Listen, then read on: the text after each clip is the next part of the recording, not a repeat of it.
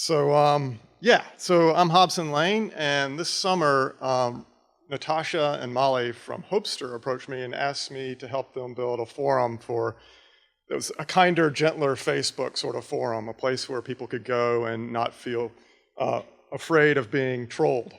And so that naturally led me to think about chatbots and how they've helped in a lot of ways in that respect. I've heard about GAMERGATE and some things that were done with chatbots in order to mitigate some of those things that happen. And so I started looking into chatbots, and then I was approached, Hannes, Cole, and I were approached by a publisher to write a textbook on this. So this is all just me learning about chatbots. I did not know anything this summer until I started getting into this as a result of my experience with natural language processing for other applications. So I'm going to try to share with you what I've discovered in the world of chatbots, what's out there. I'll first talk about the chatbots I've seen and maybe reveal some chatbots that you might not be aware of that are behind the scenes doing a lot of the work. That's the brain of many machines right now is a chatbot at its heart. So I'll go through some of those examples, and I'll talk about two major approaches in the academic world for solving this problem of producing dialogue engines, and some recent breakthroughs that have come about to have really pushed one of those approaches to the forefront, and that's what most of the modern, really smart chatbots are using right now. And I'll show you how to implement that in Python, of course. So Pythons are hidden in plain sight. Amazon Echo, Google Now, Slackbot. Slackbot's obviously, he's not trying to hide, but in Amazon Echo and Google Now, it's hidden as a question and answer machine behind the voice recognition and voice text-to-speech engines that give it a face or give it a voice. But essentially, it's a chatbot, and it's not any different than the other things we're going to talk about. Another one that you might not be aware of is those micro-moments that you have in Slack when it tells you you look great this morning or have a great day at work today. Those things are generated. That's generative. That's a generated text, generated natural language in English, obviously, or whatever language you happen to be in using Slack, and those messages have to be generated by something like an engine that's used for chatbots. So the technology is very similar. So there's a bot community called Pandora Bots where you can go build your own bot using a particular approach that's really common. It allows you to train it yourself with whatever data you would like, and it also allows you to build an API and have those bots talk to one another, which is kind of fun. It's like a Squarespace for bots. I can't really talk about bots and chatbots without mentioning the very first one that was ever invented, ELIZA. It was invented as a therapy bot, and that's not. I mean, that's kind of expected. I mean, at least when I first started programming computers, the first thing I wanted to do was I was trying to program a Dungeons and Dragons sort of choose your own adventure sort of game, something where I could type something and it would respond back to me. And from the very beginning, we've wanted to make computers our friend, including with the first chatbot. So this whole idea of making a kinder, gentler chatbot is not new. This ELIZA was, of course, a therapist bot, and it was just using the standard techniques of a therapist, which is to reflect back to you what you just said and ask you for more detail about the emotion surrounding that. And it was pretty effective. It could fool you for about 2 or 3 lines before you figured out what was going on. You can see that even back in 1964, and this is only 10 years after Turing died, only 14 years after he invented the concept of having a machine that could participate in dialogue, even thought about it, even dreamed about it. And it wasn't until the 90s that the word chatbot was even used in modern language. So this is it's pretty amazing that it was able to do something so cool so long ago, so very early on, with just simple basic logic rules. What about Ty?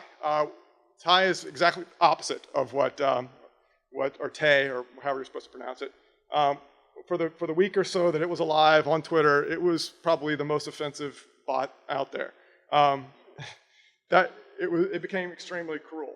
And I can tell you, these two bots are the two ends of the spectrum in terms of hope and niceness and cruelty. And they're also at two ends of the spectrum in terms of technology behind them. Tay was using online learning, machine learning. It was being fed data from the interaction it was having with the public. And it was also, it had as its prime directive to become popular. And so, whereas ELIZA had none of that. It was a fixed program had basically what's equivalent to regular expressions, if-thens, on various words that appeared in the phrase, and then it would spit out canned responses that pulled out words from your question and inserted those in the answer. So it was a very hard-coded approach. So these are the two basic approaches, and I'll talk about them more further into this presentation. But the first one is a grammar-based approach, obviously because it depends upon understanding the grammar. And it also is a grammar-based approach in the sense that of Chomsky and formal grammar. So it's a formal set of rules, a finite state machine that transitions you through the possibilities to the end where you output a particular phrase. And the other approach is a statistical approach or a machine learning approach, a data-based approach. And that's the one that's has become so powerful, but is also less controllable than the grammar-based approach. So I mentioned GAMERGATE. Maybe some of you could help me out. I've heard this anecdotally that on video games now, I don't play a lot of games. In fact, I've played none. But there are in some games there are forums where a bot will insert itself periodically in a conversation and say something. Has anyone experienced that in any of the games they play? Huh.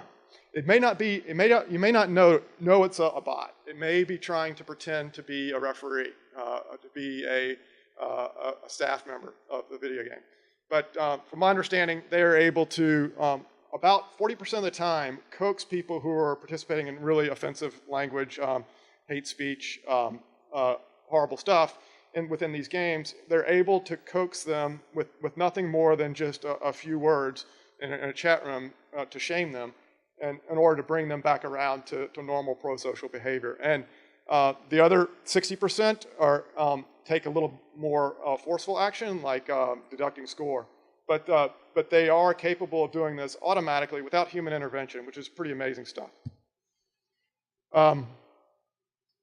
Chomsky this is an example bot that's out there on Pandora bots that you can play with. You can see that it like ELIZA, it lasts for a few sentences before it's kind of going off the rails. And I'll provide a few of these examples just to give you a feel for how chatbots work. Of course, I've talked about Allo is the latest and greatest chatbot from Google. It's going to be the Google Assistant. It's going to be interesting to see where that goes. But it's using a lot of the tools that I'm going to talk about are based upon their research and producing Allo.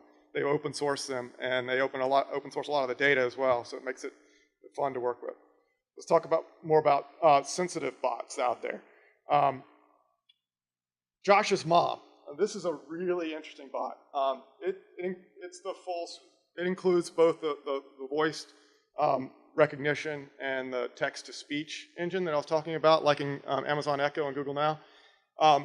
But it's designed for one particular purpose, and that's to mimic his mother.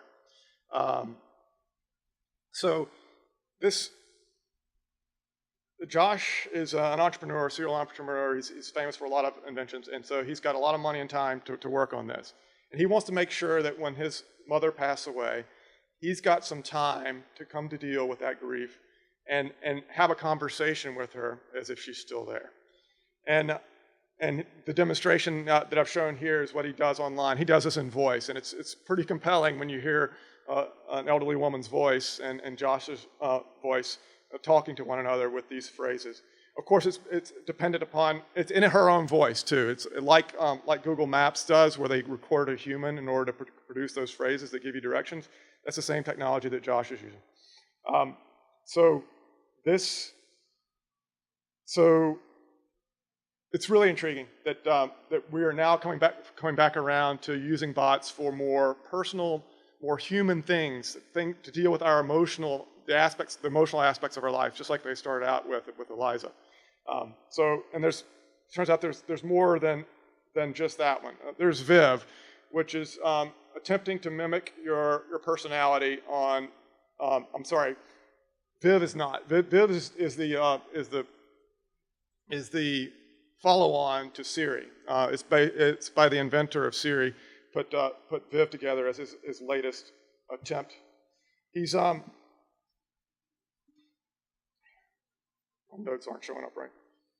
But the idea there is, okay, so it's doing online learning like Tay, but he's trying to do it smarter so that it's not as destructive in the end and as abusive in the end as oh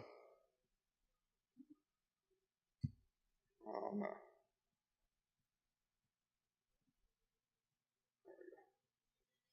So the Chatbot Club is the one I was thinking of that tries to mimic your personality based on your Facebook profile. So Chatbot Club by Linda Chang is another example of personality mimicking, and it's a really interesting bot as well. Coco from MIT is built up in a research lab at MIT in order to be empathetic and try to recognize the emotion in your phrases. I'm giving you all these examples just to give you, because it was part of my research in order to figure out what was out there, what was the best at doing certain things, and so I could figure out what the technology was behind them and determine what would be best for us to use in Python in order to create these sort of bots. All these bots have links to them, so if you want to chat with them yourself, you can. And so I'll provide a link to the slides to PyDX, and you guys can play with these in the back. So how do they build it? Like I said, they use either regular expressions and statistical models that are kind of finite state machines. They use Markov chains, or they go full statistical with systems like latent semantic indexing and neural nets. So I'm going to talk about the statistical approach in great detail. It's the one that's most promising. There's a bag of characters approach, which is what the old cryptanalysts did back in the 40s when they were trying to break the ciphers from Germany. But basically you're doing frequency analysis on characters because you don't know what the characters mean, and you're trying to figure out how they match up to the frequencies in words that you know should be existing in the language they're using, in this case German. Bag of words is where you do the similar thing, but you do it on, so you don't care about the order of those characters. You just care, they're just bags, they're just statistics. So you count the number of E's, the number of F's, and you know about the statistics of those characters in English. Likewise, bags of words. You take a sentence, a phrase, even a whole document, and you turn it into a bag of words. You don't care what the order of the words are. You just care about their count, the number of times they occur in that document. And you go through a bunch of documents to do that. A bag of n-grams. So this starts to take into account a little more order. So you can see we're going from completely unordered characters to slightly more ordered characters in words, in the sense that you're connecting all the characters together in word packets. And then you go to bags of n-grams, where your packets of meaning become multiple words in sequence. And then sequences of words, and then of course sequences of characters in full. So the entire document as a sequence, a list in Python of strings or of characters. So word vectors are built around the bag of words approach and bag of n-grams approach. They use these bags of words as their vector that describes the document. And in some cases, you can collapse it. In all cases, you have a vector that's associated with each word as well. And that vector attempts to capture all the meaning of that word. Who has taken linear algebra? Okay. In linear algebra, you might have learned of a technique called singular value decomposition, or trying to break down a matrix into 3 matrices. Do you remember ever doing that?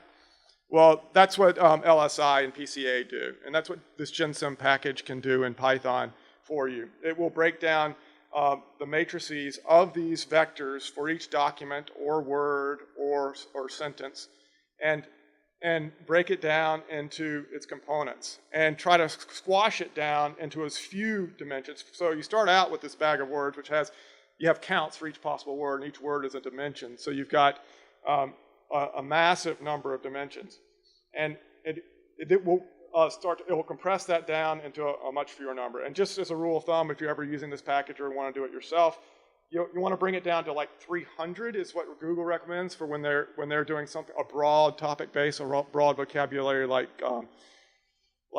Google News. If you're doing it on a more confined, constrained environment, like in our case at Talent Pair, where we're doing it on jobs descriptions and resumes, we bring it down to about 200. But if you're getting really tight on your domain, like maybe talking only about Python and programming in Python, you could bring it down to 50. But that's about the limit of what you can compress into a word vector and still retain all of its meaning. This gives you a vector then that you can use for machine learning and all your typical ways that you use vectors in machine learning. So this is just an example of doing that bag of words, tokenization it's called, on a bunch of Twitter tweets on about Python. You can see that the word, this is just a random selection, and the word Python was used in a lot of different ways here.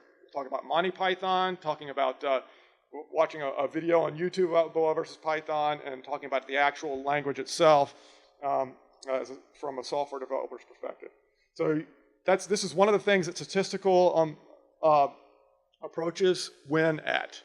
They're able to distinguish by the context of other words that are used in that same phrase what that word means. Us as humans, we don't care about, you can think about it this way. When we look at tweets, we know what the meaning of that tweet is, or the gist of it is, even if they jumbled up the words. We'd still know that this first one was about Python as a language in programming. So of course you need to turn these into numbers. They become sparse vectors, and since this is the first 5 vectors, the numbers are very low, and so we only it's the first 39 words we encountered here. But obviously, once you get through a million tweets, you're going to have a vocabulary that's much larger. And typically, you cap it around 1 million or 2 million possible words. And these are what those topic vectors look like. In this case, I've collapsed them down to only 4 dimensions, which is extremely tight. And you can see that there's not much discrimination between the things we care about in this case.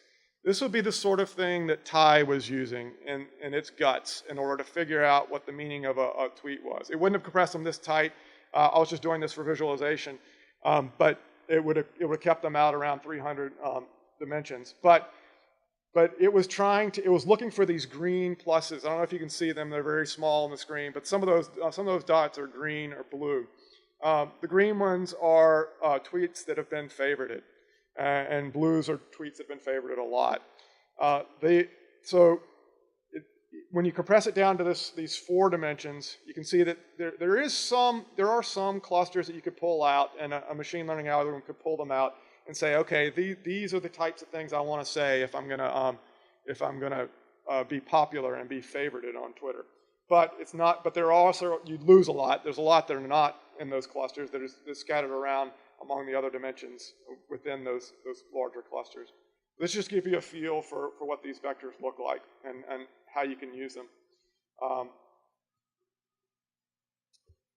So I mentioned the grammar-based approach. I'll go through it shortly. Briefly, the idea there is, unlike the one that you'll see on Pandora bots, it's what it'll ask you for is the predicate of the sentence. The predicate is the noun that's not doing the action. It's the thing that, I'm sorry, it's the verb phrase that's that says what the subject is doing or is being. And so that's often an indicator of a question that you want answered. And so PandoraBots is focusing on sort of flashcard sort of stuff where you can ask it a question, who invented the telescope, the largest telescope, space telescope, and the answer will be Hubble, those sorts of things. And so it accomplishes that by parsing your sentences into these things. But you can think about that. There's a pronoun in those questions. Like you'd say, who invented, like if you asked who invented Siri, who is the subject, and it's a pronoun, and invented is Siri is the verb phrase, the predicate, and so that's a pretty simple one to pull out, and part of speech tagger and NLTK would be good enough to find those and then produce be able to do a query on invented Siri in Google and just or whatever database you've got, and be able to find an answer that was probably pretty close to what you were looking for. However, what if they said, I was wondering about Siri and who first worked on it and came up with the idea? Now you start to think about, okay, what rules do I need to build into my grammar rules to figure out what that phrase actually means and what Siri means and what the subject is. A part of speech tagger and NLTK in that case will give you the right answer. It'll give you the parts of speech. It'll give you the pronoun who, and it'll give you the predicate phrase. But it will not know which one is more important. There are two predicate phrases in there. I was thinking. And so there's a subject that was thinking, and then there's another subject that did something else. And so getting that full relationship is much more difficult. There are tools that can do that. I don't know if you've heard of Parsey McParseface, but this is the latest Google contribution to the world of natural language processing, and it accomplishes this dependency tree sort of parsing. But you can see how you'd have thousands of possibilities for every sentence in trees, and you'd have to learn how to walk those trees and all those different paths in order to come up with a good response. So that's why this is not it's not a very popular approach.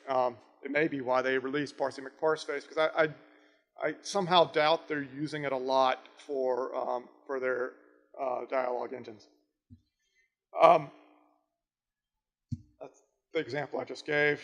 But what about the problems with word2vec and these statistical approaches?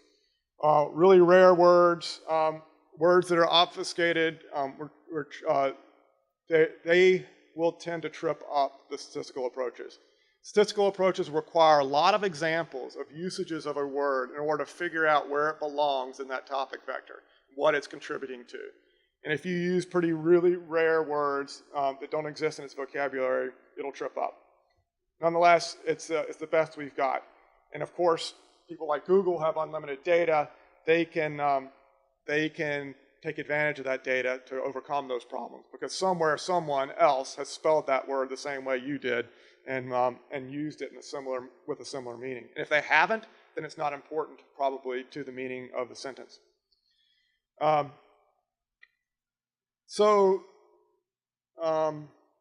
These are the hopeful new developments recently. SyntaxNet, that's the Parsey McParseface. That's the real name for Parsey McParseface. So that's the hope for the grammar-based approach. Word2vec and GenSim, they're your ticket to happiness in the statistical world of chatbots. Gutenberg is a great resource for getting that massive amount of data you need to make the statistical approaches work. And the Ngrams, the Ngram viewer, I don't know if you've seen that on Google, but it has historical usage of words and Ngrams throughout history. And that's a wonderful tool again, but it spans more modern time. Gutenberg's pre-1950. And Yaga, yet another something ontology, a great ontology or good ontology. So it's a collection of databases like it's basically called from Wikipedia. It's a knowledge about the world. And the problem with these grammar-based approaches, you saw when I got to the answer, when I found the predicate Siri, I'd have to look that up in some other database. Well, these ontologies are what will help you with that. And these are all open source. And this is what I'm talking about, there being this new hope. So no longer do we have to sit back and watch Amazon and Google and Facebook build these bots and feed us whatever we want to hear. We can build them ourselves based on these new tools, and we can make them as kind and as gentle as we'd like to. So that's what I'm hoping you'll ultimately get out of this presentation, is that now is the time to either program or be programmed. These chatbots are coming. They're becoming a bigger and bigger part of our lives. They're going to be our assistants. They're going to manipulate us into buying things. I just saw at the AI morality meetup on Wednesday about how people are using AI and these sorts of systems to coerce us into buying things. But I'm running a little bit out of time here, so I'll talk about the two chatbots, frameworks that I was looking at to implement this chatbot for Hopster and for this textbook. One is Will, Steven Skozin, awesome developer, a great platform, very deep and complex framework. It allows you to use plugins. It has plugins for things like HipChat, but it's pretty much targeted at HipChat. Most of the developers on the project are from Atlassian, and so I chose instead to go with this ChatterBot, invented by a high school student for his science project. He built a framework for chatterbots for his Salvius robot, built out of salvaged parts, so they could actually have a voice. And he actually adds voice to it. And this obviously built by a high school kid, it's a lot simpler to understand, but it still is quite modular. He went on to, he continued to develop it into, in fact, I don't think he built his robot in high school. I don't think he actually built the chatbot software until after he had his computer science degree in school, but because it looks like pretty good code. And so that's the one I chose to actually build upon for the chatbots that we're working on. It allows you to, it has an API, and it can pull from APIs. It has logic adapters as well as storage adapters, so you can go to MongoDB or Postgres or even SQLite. And right now, I'm just using a JSON store on disk as a file and loading it all into RAM. If you want it to talk, as SalviusBot does, then you can use WaveNet, which is an awesome text-to-speech generator. Unfortunately, I messed up the link there on the speech recognition, but I'll correct that, and you'll know where to go if you want to actually make your bot talk. So we're going to also need to add in some sentiment analysis in order to make it kind and gentle, and in order rather than just matching up statements and responses with what makes the most sense, we also need to make it more kind. A great measurement tool for that is called Vader. It's a module within NLTK. It will give you what's called the valence and intensity of any statement. Unfortunately, it's a statistical-based approach. It's kind of, it depends heavily on just keywords and finding those words in those phrases, so negative words versus positive words. But I found it was really useful for me. It tracked my emotions really well when I fed my journal entries into it, of all things. And so it seemed to be a pretty good estimator of the mood, at least the positivity or the negativity of a phrase. So that's what I'm using in the chatbot to give it a score on those dimensions. Sarcasm, really hard to gauge sarcasm. So even though most positive things that you say, or most sarcasm that you find on Twitter is actually has a positive valence. So that's and it actually means the opposite. And so you don't want that showing up as your chatbot's response to the answer or to the chats of the human. And so the way you get around that is, again, the statistical-based approach, using these word-to-vec on Twitter tweets with the hashtag sarcasm, sarcastic, or similar hashtags, and only that hashtag, and no URLs. Then you know that those words only are associated with that tag sarcasm, and people are pretty good about not being sarcastic with their putting of a sarcastic label on their tweets. And so it makes a really good training set for recognizing sarcasm. And they've actually gotten these statistical approaches to be better than human judges, basically college professors in English, who are trying to recognize sarcasm in an English phrase. 70% is the best that they can do, and the machine can do it slightly better. So we can deal with that. So I came up with this kindness measure that we can use within the chatbot, and some ideas from some advanced features. So I want to shout out to Cole. He last night put together an LSTM bot to test a really advanced feature. I think it's pretty awesome what he put together. An LSTM is a long-term, short-term memory neural net, and it in this case is using Google's open-sourced translation engine, or at least the framework for that neural net, and training it on movie dialogue. And so it's going to be not at all the kind, gentler bot that we want. It's going to be a very confrontational bot, but it was really interesting to see this experiment work. And this is on a word sequence being fed into the neural net. Neural nets don't rely on this latent semantic indexing to produce these word vectors. They produce it on their own. Based on gobs and gobs of data, they can figure out what's the best features that represent the words, and turn those into whatever your output, whatever you're trying to model on your output. In this case, it's the next phrase in the dialogue, or the response in the dialogue. So ChatterBot. I talked about ChatterBot, the Salvius bot, the high schooler's brainchild. It's Gunther Cox is his name. Really, a guy to watch in the world of chatbots and robotics in general. So you start out, it asks you just say something, say anything, and it will just parrot that back to you, just like a baby. It doesn't have anything to compare it to. ChatterBot, out of the box, before you add any of these other features that we're talking about adding to it, all it does is do what's called Levenstein distance from one phrase to another. Anybody know what that means? Okay, sounds like most of you do. Anyway, it just tells how many edits it would be required to change what you just typed into something else that exists in its database where it has a response for it. And so right now, when it's got an empty brain, it's got nothing, so it just parrots back what you've got. Those zeros to the side of it are how confident it is in that answer. And so you can tell it starts out with almost nothing, and so it has very low confidence.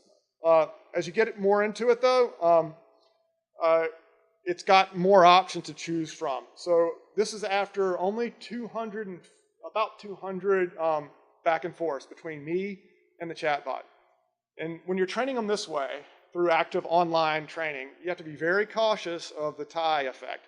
And also some really basic things, like you need to kind of imagine that it is the same as you, because it's going to respond with what you're responding to it in the future. And so you kind of have to put yourself on the same level. Imagine yourself as a bot, or imagine it as a human.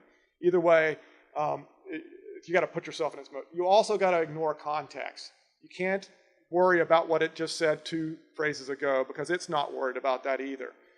And so only when you get these more advanced bots, like what Cole developed, will you have to start, will you be able to have more complex conversations. But even after only 200, it was actually fun. I actually enjoyed talking to myself, essentially.